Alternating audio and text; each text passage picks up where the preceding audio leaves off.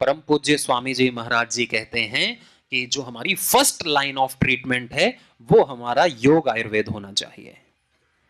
Last हमारा option allopathy होना चाहिए। लास्ट हमने क्या किया, लास्ट ऑप्शन रखा योग आयुर्वेद को, और फर्स्ट ऑप्शन तुरंत दवाई। केमिस्ट की दुकान हमारे घर पे ही हो जाती है, बहुत सारी दवाइयां। डेस्क खोलते ही दवाई, फ्रिज खोलते ही दवाई, अलमारी खोलते ही दवाई, इंजेक्शन, पेन किलर्स।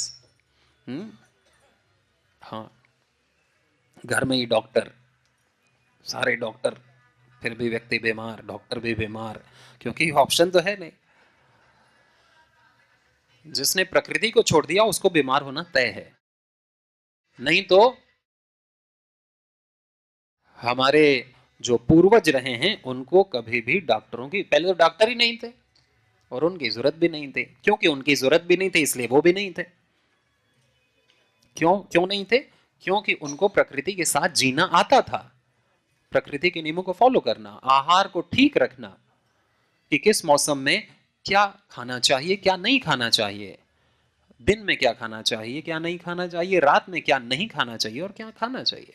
जैसे रात में हमको दही नहीं खाना चाहिए, रात में हमको मूंगफली है, बैंगन है, वात बढ़ाने वाली चीजें नहीं लेनी चाहिए रात में। रात में तो वात का ही समय रहता है, वात के समय में और वात की चीजें खा ली तो फिर तो वात जंप शूट कर जाएगा, और व्यक्ति को वैसे ही वात रोग हो रखा है। तो इसके लिए पता तो होना चाहिए। पहले हर महिला को, घर की गृहिणी को आयुर्वेद का ज्ञान होता था कि मुझे बच्चों को क्या देना है, पति को क्या देना है, खुद क्या खाना है, किन मसालों का प्रयोग करना है, क्या चीज घर में नहीं आनी चाहिए, किस शुद्धता से, किस भावना से आहार बनना है। तो ये ज्ञान का लोप धीरे धीरे किया गया, कराया गया, दूसरी चीजों का प्रचार किया गया और हमने माना, अपनाया, और उसका आज हम परिणाम देख रहे हैं। अपनी चीज छोड़ने का, अपने हीरे को छोड़ने का, हमने मिट्टी अपनाई।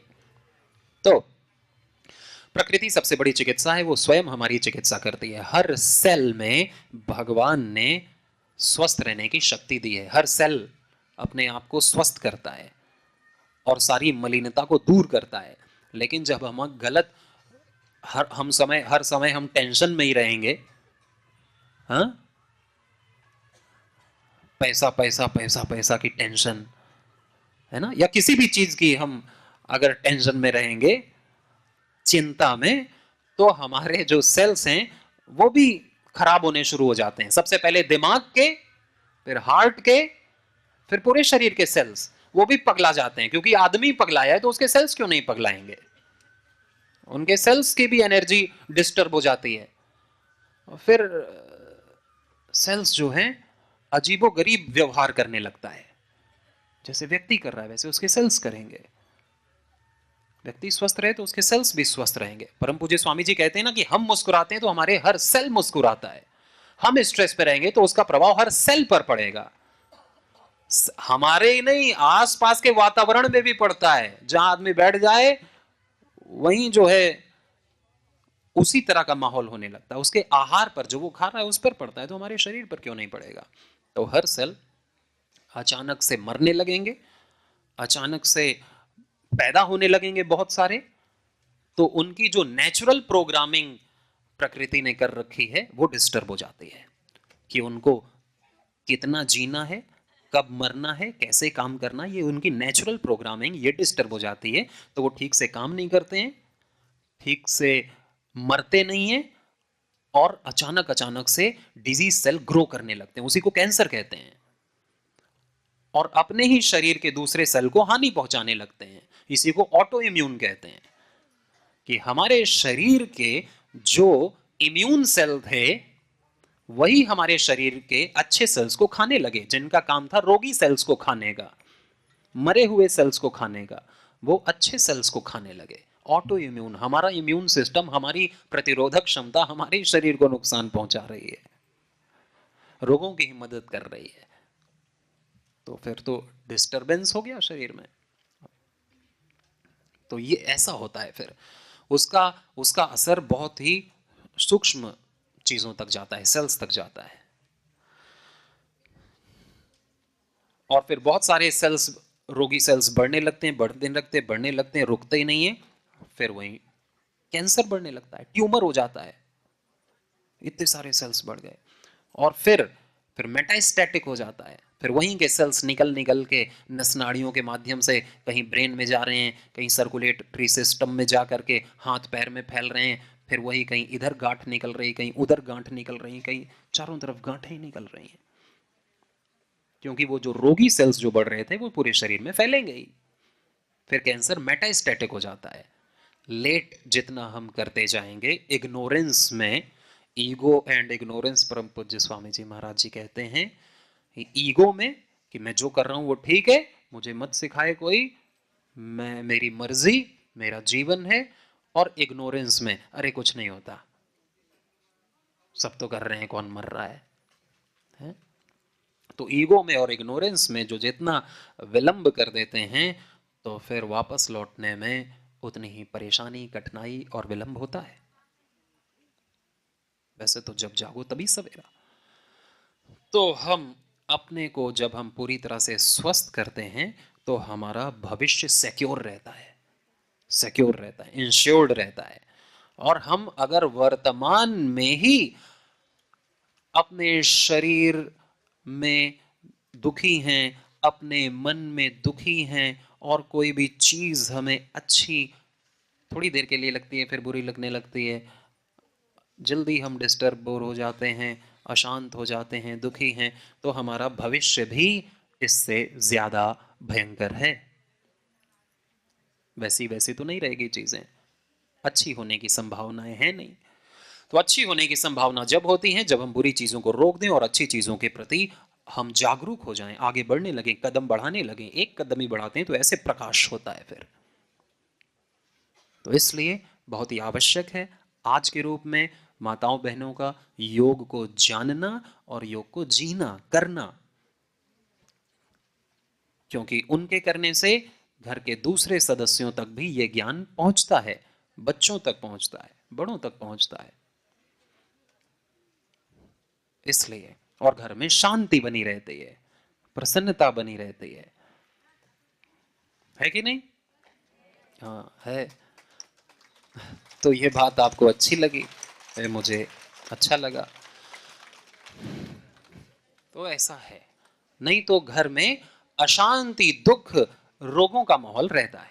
तो वो हमारी जिम्मेदारी है कि हम योग भी करें, अपने घर वालों को भी प्रेरित करें, पहले हम तो करें, अपने आप प्रेरणा पहुंचेगी, और घर में यज्ञ हवन भी करें कि उसकी सुगंधी और पुष्टि हमारे घर के वातावरण को पूरी तरह से सैनिटाइज कर दे, स्टेरलाइज कर दे, और घर में जो कीटाणु हैं, रोगाणु हैं, विषाणु हैं, वो सब मर जाएं, नष्ट हो जाएं। घर की नेगेटिविटी भाग जाती है जब हम अच्छी औषधियों का धूम्र करते हैं, जब हम मंत्र के उच्चारण करते हैं, भगवान के नाम का संकीर्तन करते हैं, स्वाहा करते हैं, स्वाहा स्वधा नमोस्तुते करते हैं, तो उसके दिव्य वातावरण से सुगंधिम पुष्टिवर्धनम, भगवान की सुगंधी और पुष्टि कोने कोने तक पहुंचती है, और हर प्रकार से तनाव की जो वाइब्स होती हैं, वाइब्रेशन, वो नष्ट हो जाती हैं, रोगाणु कीटाणु भी नष्ट होते हैं।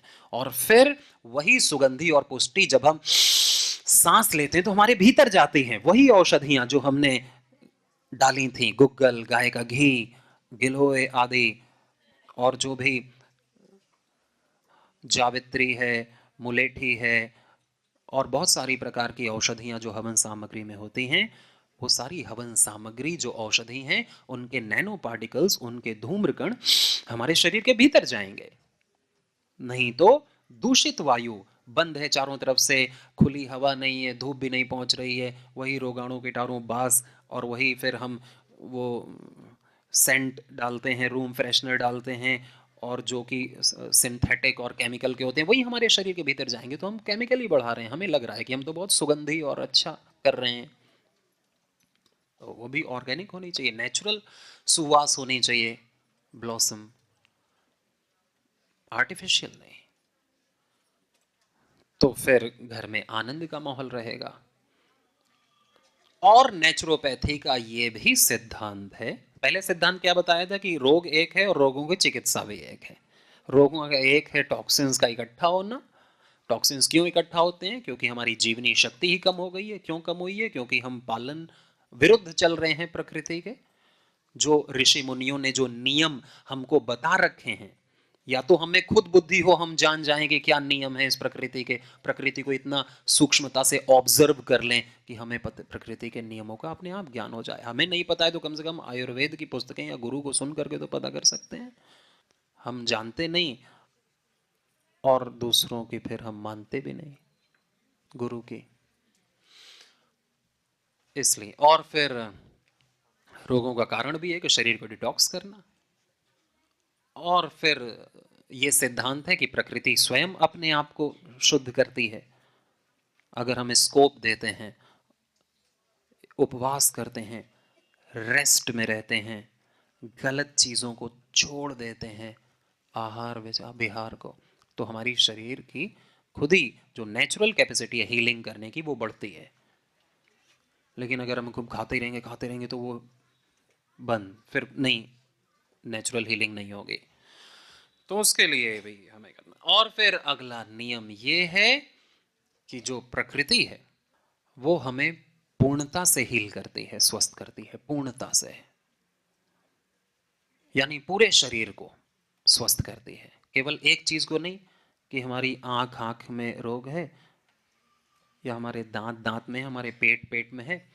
पेट में तो दिख रहा है, फैला तो हर जगह है, पेट में प्रकट हो गया है, आंखों में प्रकट हो गया है। तो ये नहीं कि रोग केवल एक जगह ही होता है, वो सबसे पहले वहां पर उसके सिम्टम्स दिखने शुरू हो गए हैं।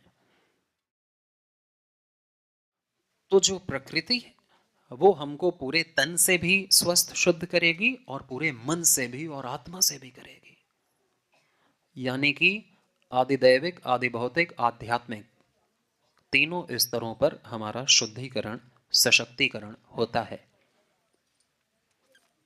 क्योंकि प्रकृति है पूर्ण रूप में हमारे स्थूल शरीर में भी, सूक्ष्म शरीर में भी और कारण शरीर में भी। हमारे अन्नमय कोश में,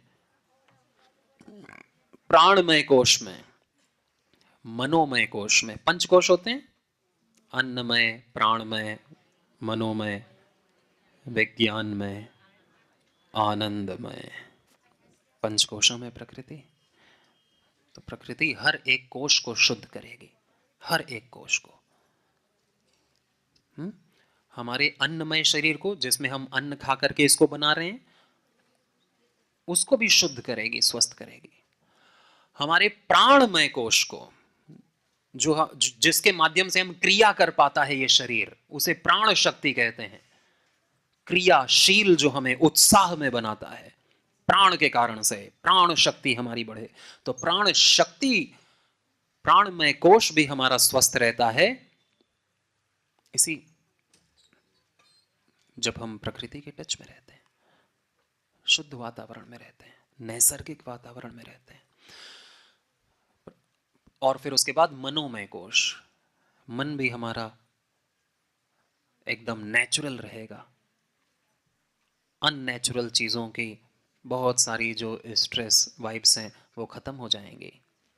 अनियंत्रित विचार, अमर्यादित विचार के बहुत सारे जो तनाव में व्यक्ति रहता है, सब खुल जाएंगे जब वो खुले आकाश में, खुले वातावरण में, खुले दिमाग का होगा। तो चीज़ें फिर क्लॉस्ट्रोफोबिक नहीं रहेंगी। और फिर विज्ञानमय कोश भी हमारा शुद्ध होगा, हमारे चित्त के शुद्ध होने से। फिर आनंदमय कोश भी शुद्ध होगा, फिर हम आनंद में रहेंगे, बिना किसी पर डिपेंड होकर हम सहज ही, स्वतः ही अपने आत्मानंद में रहेंगे, अकेले ही प्रसन्न रहेंगे, बिना किसी पर डिपेंड हुए प्रसन्न रहेंगे, बिना मोबाइल, टीवी, सीरियल, शॉपिंग, घूमने पर डिपेंड होकर के, बिना इसके। तो ये पंचकोशों से व्यक्ति, क्योंकि कई रोग तो लेकर के व्यक्ति पैदा होता है माता पिता से, जेनेटिक, आनुवांशिक, उसके जीन्स में, उसके सेल्स के अंदर जो डीएनए है, आरएनए है, उसमें प्रोग्राम्ड हैं कई सारे डिजीज की संभावनाएं, जो उसके थोड़ी सी ही लापरवाही से हो जाते हैं। आनुवंशिक, किसी को माता पिता को अर्थराइटिस था तो उसको भी हो गया, ब्लड प्रेशर की समस्या रहती थी उसे भी हो गई, पथरी रहती थी किडनी में, गॉल ब्लैडर में, उसे भी हो गई, मिर्गी के दौरे आते थे उसे भी हो गए, पाइल्स फिस्टुला बवासीर रहती थी उसे भी हो गया, आंखें खराब थी, बाल उड़ते थे उसे भी हो गए, शुगर था उसे भी हो गई। हर चीज जेनेटिक भी होती है, लेकिन बचपन में नहीं पता चलेगा कि ये आगे रोगी होगा, लेकिन समय आने पर वो रोग अपने आप प्रकट हो जाएंगे, क्योंकि उसने योग नहीं किया। तो इसलिए योग करना बच्चों को भी उतना ही आवश्यक है, स्वस्थ व्यक्तियों के लिए भी आवश्यक। ये बहुत बड़ा मिथ और भ्रांति है कि केवल रोगी व्यक्तियों को योग करना चाहिए, मैं तो स्वस्थ हूं, मैं काहे को करूं, मैं मोटा नहीं हूं, मोटे लोग करो भाई, उछलो कूदो, मेरे को क्या जरूरत है, मैं तो पड़े पड़े खाऊंगा, मुझे तो कोई रोग नहीं है, मैं तो कुछ भी खाता हूं मुझे तो समस्या नहीं होती, ऐसा कहते हैं ना। ईगो और इग्नोरेंस है, लेकिन वो एक दिन ऐसे फटेगा, वो कोई पुण्य तो कर नहीं रहे हैं, तो वो तो प्रकृति तो एक बहुत ही न्यायकारी माँ है, वो न्याय करेगी। इसलिए ज्ञान में आत्मा है, और ज्ञान में जीने के अलावा और कोई ऑप्शन नहीं है। मनुष्य हैं हम, इसलिए हर पशु भी अपने ज्ञान में जी रहा है। शेर शेर वाला ही खाना खाएगा, बकरी बकरी वाली ही खाना खाएगी। जब वो लोग ज्ञान में जी रहे हैं, तो हमारे पास तो इतनी बड़ी विवेक बुद्धि दे रखी है भगवान ने, स्वतंत्रता दे रखी है। तो आनुवांशिक स्वस्थ व्यक्ति का तो परम धर्म है योगी करना, योग करना स्वस्थ व्यक्ति का, और जो रोगी व्यक्ति हो उसको तो करना ही पड़ेगा, नहीं तो मरेगा, उसकी तो मजबूरी है। तो बच्चों को भी कराना चाहिए, और हमें भी जो रोगों की संभावनाएं जो थोड़े थोड़े से मालूम चलते हैं वो उभरे ना, इसलिए भी हमें संतुलित संयमी जीवन जीना है। तो योग का कोई भी ऑप्शन नहीं है कि योग की जगह हम जिम चले जाएं, या हम घर में तो झाड़ू पोछा करते ही हैं उसी में हमारा योग हो जाता है, या हम खेती करते हैं उसमें योग हो जाता है, तो उसकी हम तुलना योग से नहीं कर सकते। वो तो मेहनत है, वो तो श्रम है, वो तो करना ही चाहिए। वो नहीं कहेंगे तो खाएंगे क्या, पिएंगे क्या, और सेवा कैसे होगी हमारी। तो इसलिए योग भी प्राकृतिक चिकित्सा ही है, योग से ही शरीर में शुद्धिकरण हो जाएगा अपने आप। अपने आप योग से भी पूरा शरीर डिटॉक्स होता है। जब हम इसे क्या कहते हैं, कपालभाति करते हैं जब, तो अपने आप हमारे शरीर की सारी जो विशुद्धियां हैं, विषाक्तताएं हैं, ग्रंथियां हैं, वो घुलने लगेंगी। और जब हम अनुलोम विलोम करेंगे,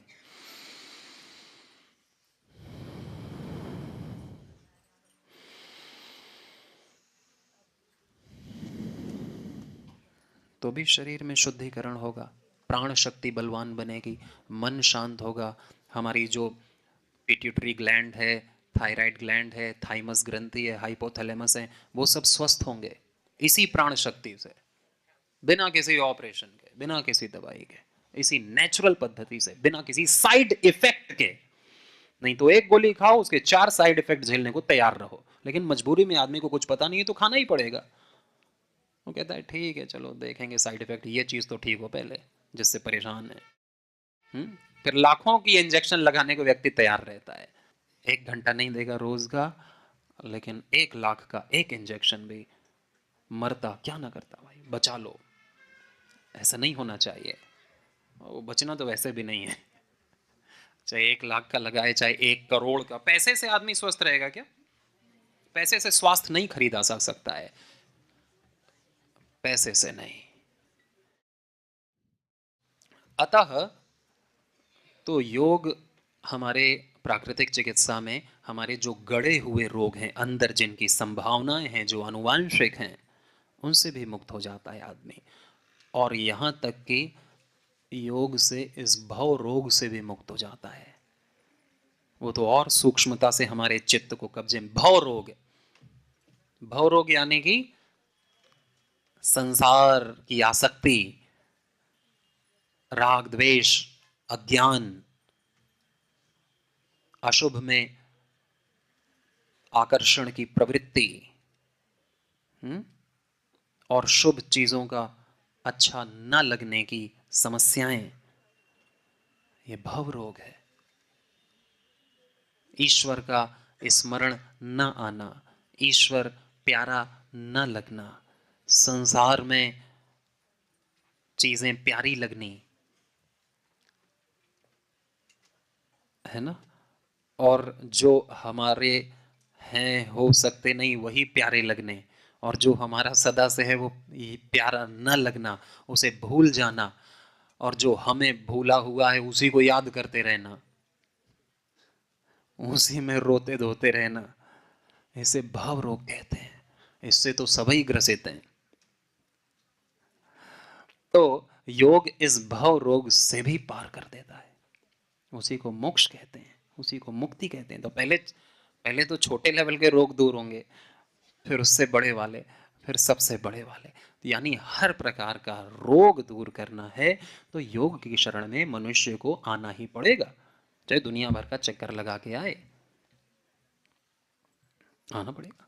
जल्दी आ जाए, शुभस्य शीघ्रम, बचपन में ही आए या जवानी में आए, बुढ़ापे में आए या अगले जन्म में आए या उसके अगले जन्म में आए या उसके अगले जन्म में आए, तो इससे अच्छा वातावरण तो मुझे नहीं मिलता, लगता कि बाद में मिलेगा, क्योंकि बाद में तमस और बढ़ेगा इस धरती पर, है कि नहीं? बाद में जो है मौसम भी बिगड़ेंगे, व्यक्ति भी बिगड़ेंगे, वातावरण भी बिगड़ेगा, तो साधना करना कठिन होता है। लेकिन आज हमारे पास भगवान की दया से ये स्वस्थ शरीर है, सनातन परंपरा है, गुरु हैं, और शांति का वातावरण भी है। तो साधना के लिए अनुकूलतम समय है। तो ये प्राकृतिक चिकित्सा के कुछ मुख्य सिद्धांत हैं। और जो जहां आप कल गए थे और परसों भी गए थे वेलनेस में, जो विश्व का सबसे बड़ा प्राकृतिक चिकित्सा केंद्र है पतंजलि का, वहां पर एक तो जल के माध्यम से स्थूल शरीर का शुद्धिकरण कराया जाता है। देखो, मन के कारण से शरीर में रोग आते हैं और शरीर के कारण से मन भी खराब होता है। अगर शरीर में रोग है ना तो मन परेशान रहेगा ही। तो दोनों जुड़े हुए हैं, एक ही सिक्के के दो पहलू हैं। हमारा सूक्ष्म शरीर मन, अंतःकरण, और ये शरीर स्थूल शरीर। तो इसलिए या तो हम मन को शुद्ध करके शरीर पर विजय प्राप्त करें, या शरीर को शुद्ध और जितेंद्रिय बन करके मन पर विजय प्राप्त करें। ये ज़्यादा आसान है कि हम शरीर पर काम कर लें। मन तो सूक्ष्म है, मन तो पकड़ में ही नहीं आता है अभी। तो मन पकड़ में अपने आप आने लगेगा अगर हम अपने शरीर को स्वस्थ और शुद्ध करें। तो जल चिकित्सा के माध्यम से वमन कराते हैं। वमन पानी करके जो अंदर कचरा है पेट में और हमारे आहार नाल में, उसको शुद्ध करते हैं। जो ज़्यादा कफ बन रहा है, पित्त बन रहा है, एसिडिटी बन रही है बहुत ज़्यादा, जो बहुत ज़्यादा तीखा मिर्च मसाला खाते हैं, या तो उनकी जन्म से ही पित्त की प्रकृति है और उनका लीवर खराब हो गया है,